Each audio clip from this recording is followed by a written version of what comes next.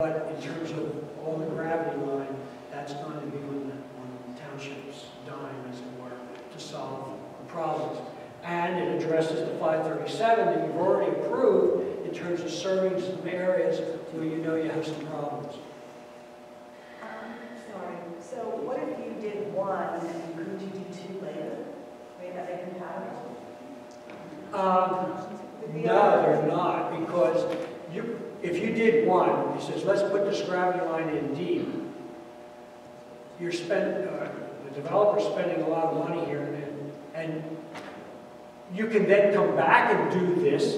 That's my question. But you're not going to get any help from the developer at this or this at all. If you says, let's do one, let the developer handle his own problem, and then come back and do this at a later date, which is an option that you can do. However, you would get no help from the developer on this at all.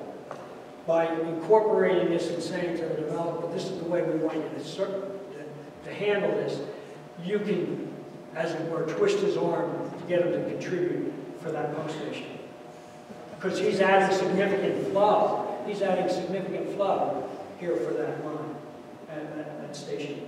Why couldn't you just have the developer do from their development down Josh and Hoppin and connect and leave everything else only as needed?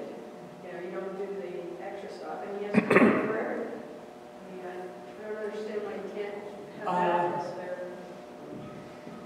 Well, you have to kind of have the mindset of a developer. He wants to do this for the cheapest way possible. And if he can provide the sewer service that's required for his development, get it connected to public sewer, the cheapest way, and that's not this. The two options that the developers have put forth are the deep sanitary sewer here, or the third option, which we'll get to, which is the low pressure systems. So for those of us who are not knowledgeable on what the costs we're talking about, you say a lot, a little, help us. Okay. There is a slide at the end that has the cost.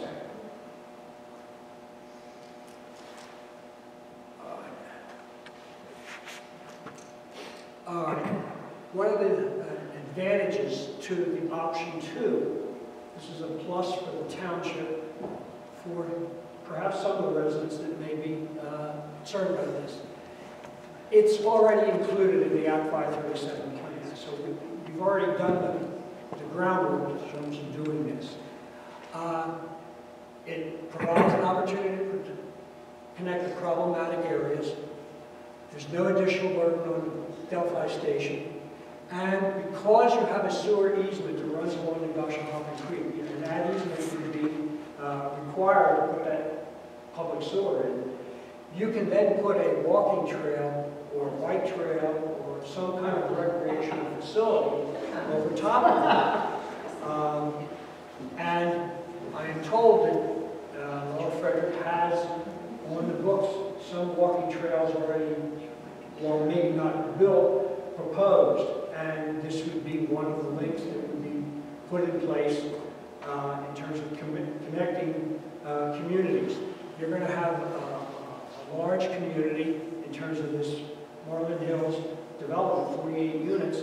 It's kind of out at the end of nowhere, and your main village center is down in Spring Mount, down here where the township building is, and it would be nice to have connecting walking trails or bike trails or whatever. I live in the boroughs of Coopersburg, and I know that rails to trail that we have over there is used a great deal by our residents, and they like them, they use them, and we can walk when that system is completed, and it's not to date, we can walk from Coopersburg down to Quakertown or up to Hellertown. Currently, we can walk up to Hellertown. Southern end is not completed. But those kinds of recreational facilities are really appreciated by the residents that live near them and use them.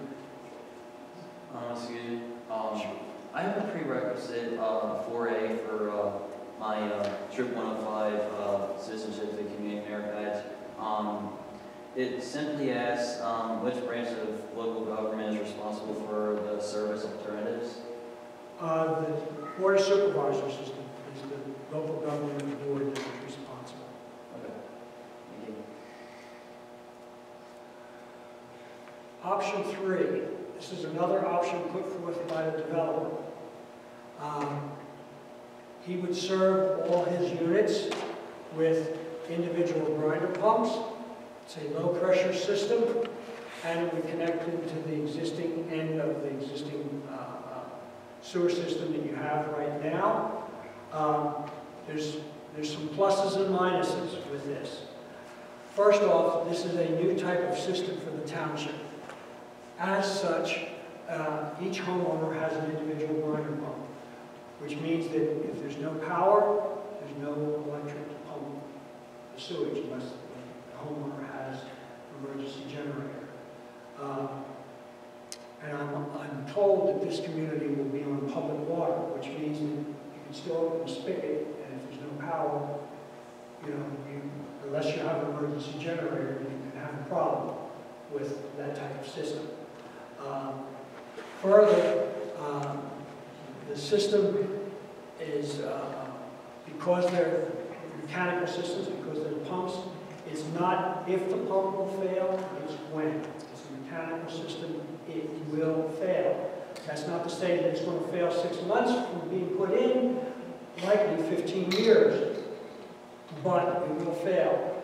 Having said that, township is, if they allow this option to go forward, should require several pumps to be stored and available at the township or a township facility, so that a homeowner calls and says, my pump went bad, I need to replace it. He has a pump that can be put in right away. These pumps are very easy to replace. They're put together with a union, and you can replace the pump in approximately an hour's time. So it's a very quick fix, provided that you have a replacement.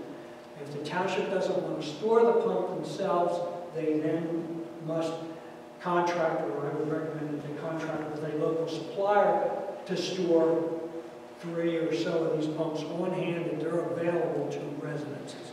I'm just confused why you're suggesting that the township have responsibility for paying to replace the pumps. When it's my understanding No, it's the homeowner's responsibility. I'm not suggesting that the township pay to replace the pump at all. I'm saying that the township should have available a pump. In other words, your pump fails. But who's going to pay for that pump that the township is storing? Resident, not the township. Homeowners Resident. Association. If there's a homeowners association, they should have one. Okay, I have a Funds, yeah, in the HOA. But the township perhaps would want to have. In other words, the township, Yes. if there's no homeowners association, homeowners association helps solve some of the problem. If there is not a homeowners association, the township should have on hand 3 pumps or so with this number. Having said that, you have an invoice, you know how much that pump cost you, $5,600 or whatever the number is. When that homeowner calls and says, my pump went bad, you have the replacement. You say, I have it, it's $5,600. Boom, the township is not out any money. However, you have the replacement that can be replaced right then and there. If the township doesn't want to get involved in that, then my advice would be to contract a local supplier that has them sitting on the shelf that are available for a homeowner to go get that pump and make that replacement. The township should not get involved in replacing pumps or anything, but you have a responsibility to your constituents, your citizens out there, in terms of trying to make life easier for them. Don't make it harder. So in your option number 3 here, you're talking about power outages being a factor. It's an issue. I'm sorry? It's an issue. Well, we're still in a design phase with the Melbourne Hill project, so would it be prudent to perhaps talk to the developer about a standby generator which would service the entire community that would be on site that would alleviate that problem?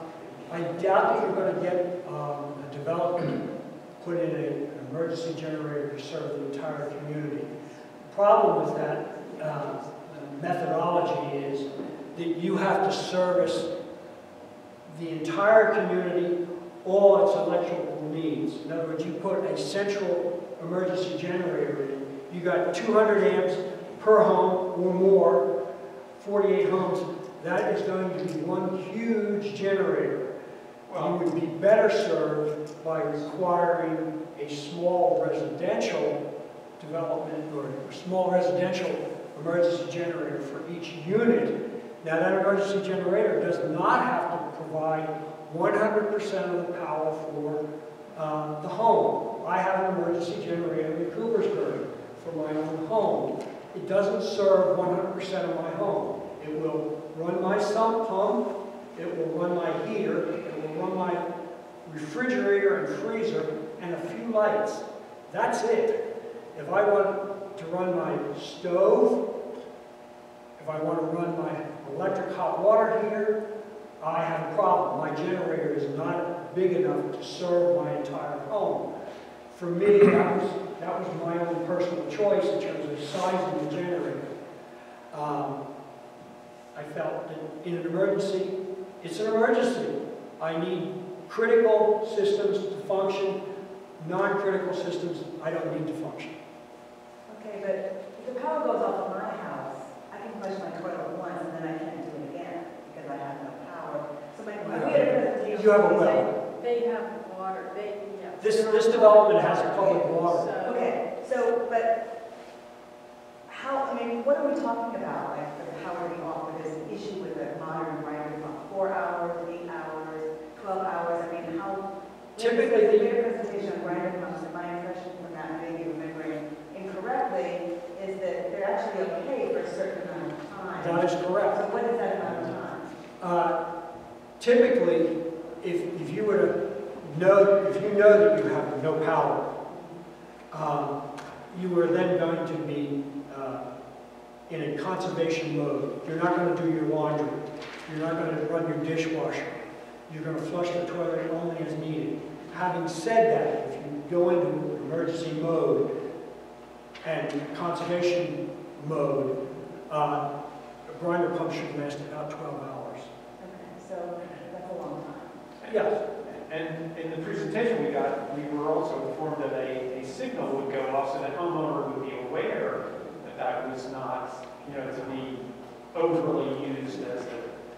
Yes, so these grinder pumps have what's called a high-level alarm, so that if the pump fails or we have a power outage, with a power outage you're not going to get an alarm because you have no electricity. But theoretically you would know that, gee, there's no power, this thing is not going to work. And so you're not, running the laundry and doing other things indiscriminately using water. Because with a public water system, you can open the spigot and the water continues to flow. And you can get into problems in a You're not hurry. going to be doing a wash, it's an electric washing machine. Yeah. Did I misunderstand you when you said that this option the soil is not conducive to do that? For the option, well, the developer understands to put this development in under the preliminary approval done in 2008. That option was taken off the table. The township said to the developer back in 2008, one of the conditions of granting preliminary approval is this development shall be connected to public sewer. So the township took developing this tract of land with on-lot systems off the table back in 2008. Thank you. Yeah. Yeah, well, I was part of a development where we did this design. However, it's a community-based grinder pump system. So the several homes would gravity feed to an interim tank. Yes. Grinder, but it had a holding tank. Yes. So Well, that's a variation of this. Yeah. And And as I solve just, that problem for short term. as I opened the discussion, I said, you know, you can do a hybrid, you can do something Yeah. different. Yeah. One of the things that this option affords, rather than having every home have their own individual pump, is perhaps you tie 4 homes together with one pump and a holding tank, and you go through the development that way. But that's kind of a developer's call in terms of how he's going to serve his development. Each individual homeowner has a pump, or there's a combination.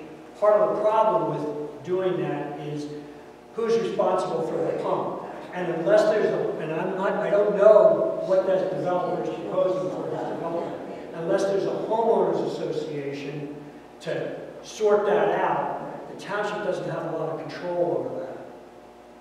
Well, yeah, one of the options that the developer proposed was an individual grinder pumps, and another one would be a community grinder pump that would receive the sewage by gravity, and the association with a pump that pumps everything up into the system.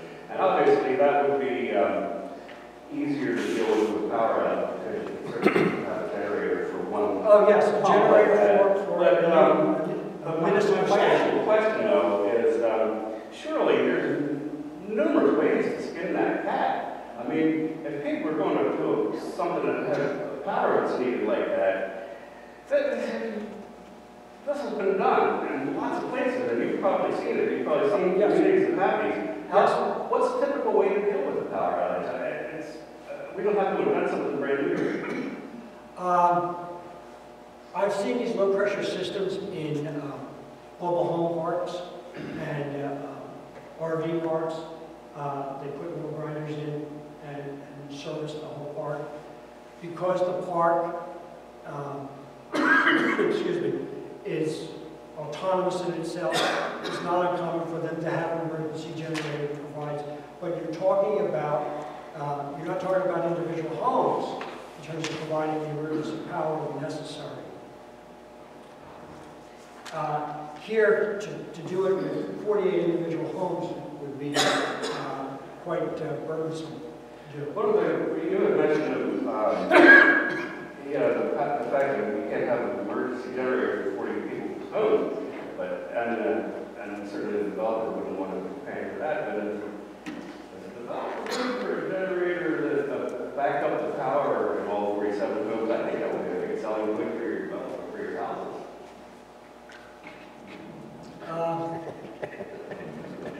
Perhaps, however, the size of the generator is going to be quite large. In my 26 years of experience with Earl and Melbourne, I've never seen a developer who's willing to provide an emergency generator for his development. Emergency generator for a pump station that he's putting into service development, yes. But all of his homes, no. I think he would be hard-pressed to be able to get a developer to do that. So I'm trying to keep score here a little, and I think we're focused on the energy needs of the grinder pump situation. But I thought that this would also have the same cons we had saw back in option number 1, because this would still take it into... Yes, I haven't finished all of the discussion, because there's other issues here, other than the emergency power and the energy issue with these grinder pumps. One of the other issues with the individual grinder pumps is that there's a common force main. As such, the township, the township will need to flush the force mains annually. The force mains are the township responsibility. That's the portion of the system that's out in the public right of way. It will be dedicated to Lower Frederick Township. I don't know how familiar you are with water systems, but water systems need to be flushed annually. In fact, DEP requires it to be flushed. These are no different.